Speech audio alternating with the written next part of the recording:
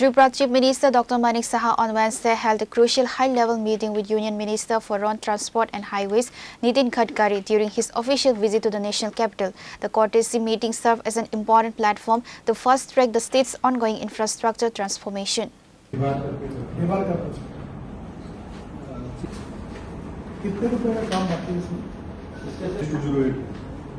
During the comprehensive meeting, the leaders engaged in a detailed discussion regarding the current status and physical progress of all ongoing national highway construction projects across Tripura.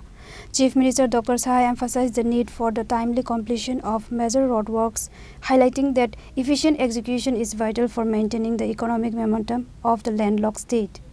The discussion focused heavily on removing existing bottlenecks and ensuring the swift implementation of recently sanctioned road projects.